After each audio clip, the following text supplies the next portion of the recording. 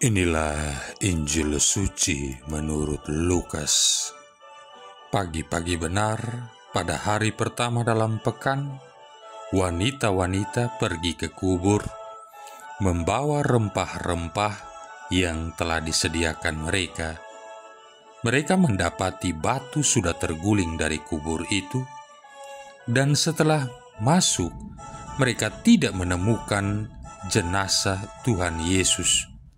Sementara mereka berdiri termangu-mangu karena hal itu, tiba-tiba dua orang berdiri dekat mereka, memakai pakaian yang berkilau-kilauan. Mereka sangat ketakutan dan menundukkan kepala, tetapi kedua orang itu berkata kepada mereka, "Mengapa kamu mencari Dia yang hidup di antara orang mati?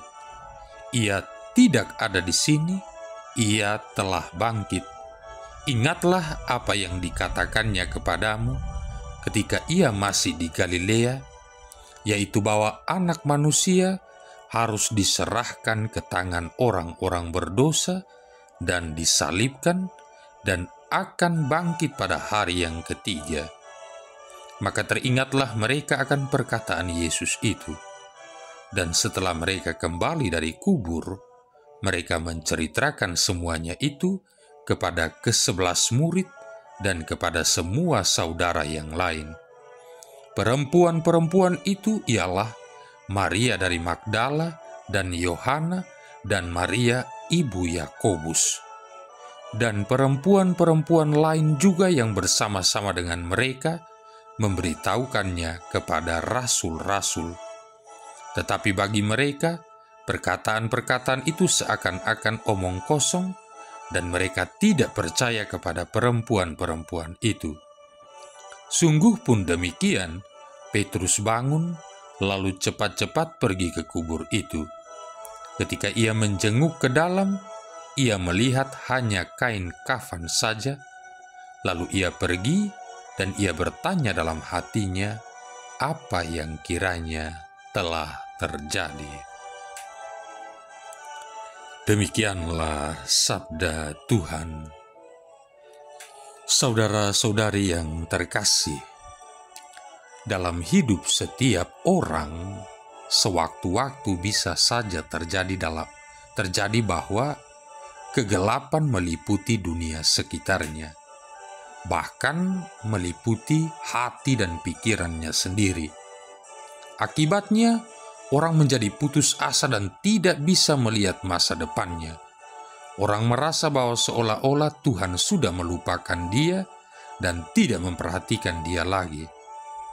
Ditinggalkan pacar, putus sekolah karena kekurangan biaya, kematian orang-orang tercinta, pengkhianatan oleh sahabat terdekat, kebakaran rumah, gagal panen adalah beberapa contoh dari begitu banyak situasi kegelapan yang sering melanda hidup kita manusia.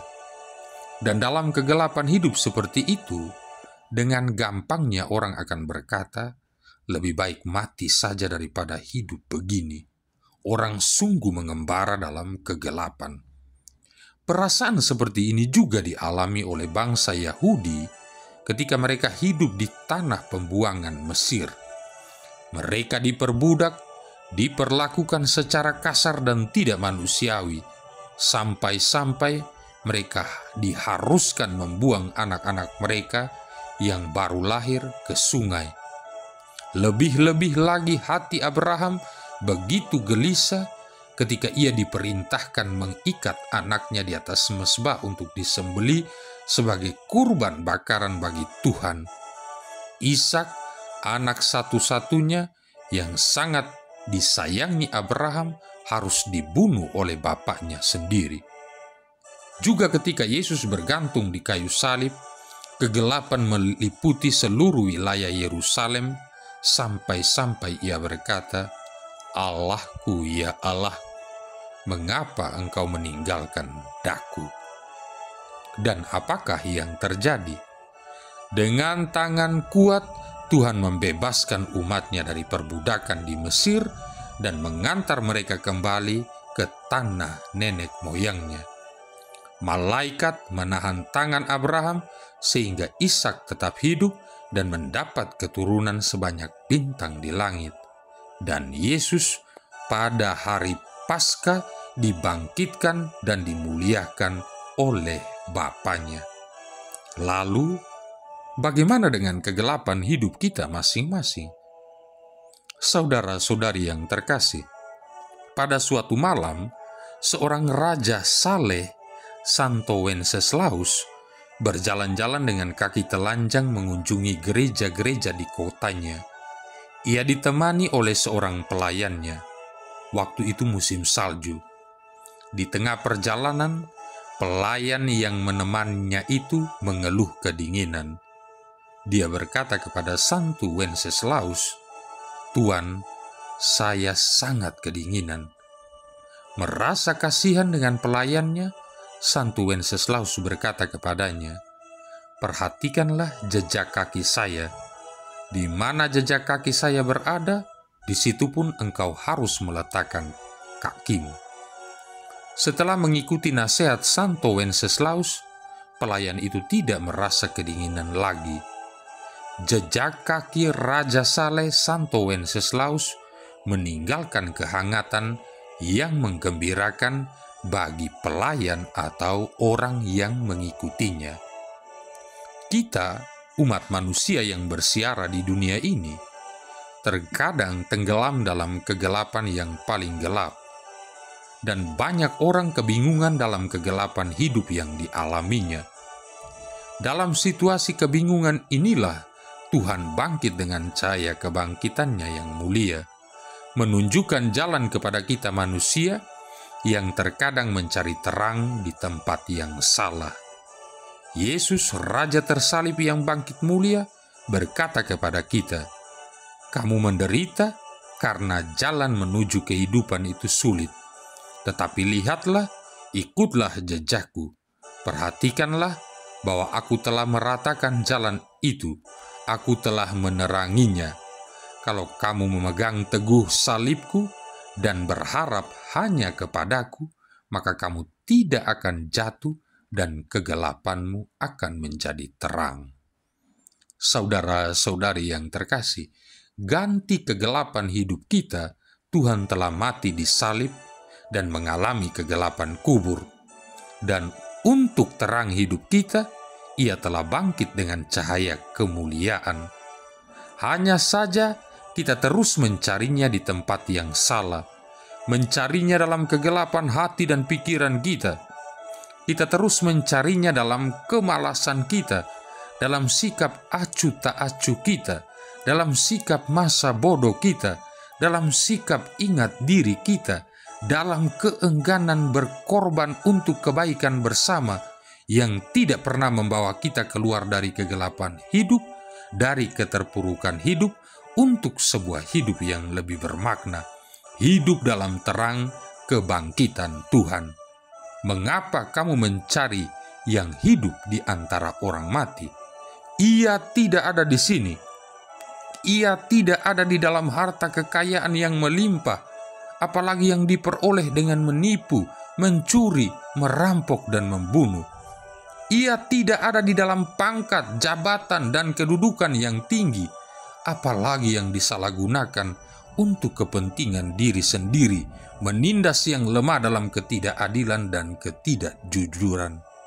Ia tidak ada di dalam pengaruh kuasa yang besar, apalagi yang hanya dipakai untuk menakut-nakuti yang kecil dan yang lemah. Ia telah mendahului kamu ke Galilea. Ia telah mendahului kita ke Galilea karena Dia terlampau besar mencintai kita, tetapi kita kurang sekali mencintai Dia. Dia telah mendahului kita ke Galilea karena untuk sesuatu yang baik kita begitu lambat, masa bodoh. Tetapi kalau untuk yang jahat, kita begitu cepat bahkan tanpa disuruh. Ia telah mendahului kita ke Galilea karena kita lebih senang hidup dalam kenikmatan daging daripada hidup menurut tuntutan roh. Ia telah mendahului kita ke Galilea karena kita lebih senang tinggal di saat ini, tinggal di dalam kubur daripada bergerak keluar kubur ke masa depan, bergerak kepada kebangkitan. Ia telah mendahului kamu ke Galilea supaya kamu mengikutinya di sana, di kemuliaan kebangkitan, di Yerusalem baru, di kehidupan surgawi. Ia tidak ada di sini, ia telah mendahului kamu ke Galilea. Di sana kamu akan melihat dia. Terlambat bangkit, terlambat berubah hari ini, berarti kegelapan hidup tidak akan menjadi terang di masa depan. Saudara-saudari yang terkasih, berapa harga yang kita berikan untuk kucuran darah di Bukit Kalvari? Berapa harga yang kita berikan untuk kepala berdarah akibat mahkota duri yang menusuk? Berapa harga yang kita berikan untuk tamparan, pukulan, cambukan, dan ludah yang menempel di wajahnya? Berapa harga yang kita berikan untuk punggung yang bersimbah darah karena cambuk duri? Berapa harga yang kita berikan untuk Kristus yang memikul salib dan jatuh bangun karena kelelahan? Berapa harga yang kita berikan untuk pengkhianatan yang harus ia terima dan juga penyangkalan dari murid yang dia kasih?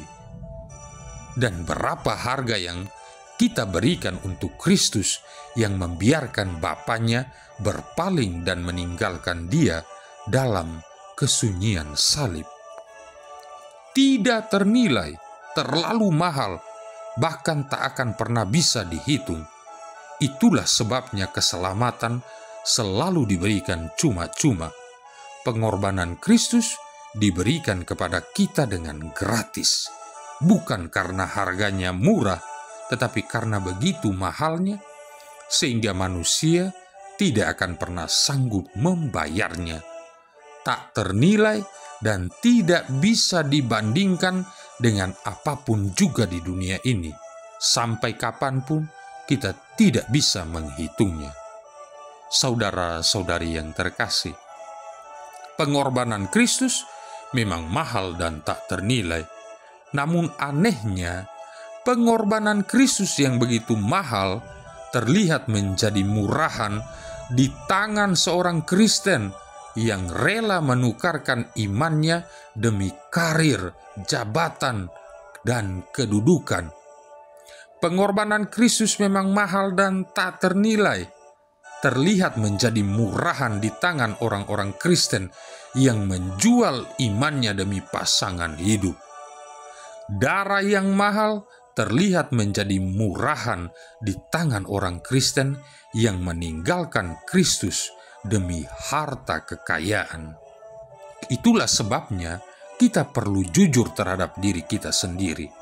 Seberapa mahal arti pengorbanan Kristus bagi kita? Jawaban kita inilah yang akan menentukan seberapa besar kita menghargai pengorbanan Tuhan di atas kayu salib bagi kita. Biarlah Paskah tahun ini menjadi refleksi bagi kita. Jika memang kita mengakui bahwa pengorbanan Kristus tak ternilai harganya, akankah kita menukarkan iman kita dengan harta kekayaan, jabatan, kedudukan, pengaruh, atau dengan hal-hal lain di dalam dunia ini? Jika kita mengakui bahwa pengorbanan Kristus sedemikian mahal, bukankah seharusnya kita menghargai kasih karunia itu? Hari ini hari besar. Pengikut Kristus seharusnya merasa ditampar. Apa yang sudah kita lakukan? Apa yang sudah kita janjikan? Apa yang sudah kita bicarakan? Apa yang sudah kita pikirkan? Dia memberi bukti hidup itu melayani. Hidup itu berkorban untuk kebersamaan. Salib itu jalan keselamatan.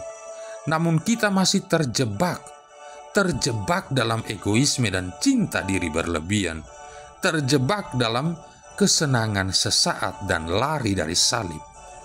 Esensi Paskah sesungguhnya menjadikan hidup kita masing-masing lebih pas dengan diri sendiri, pas dengan sesama, pas dengan alam semesta. Paskah, sudah paskah hidupku. Marilah berdoa.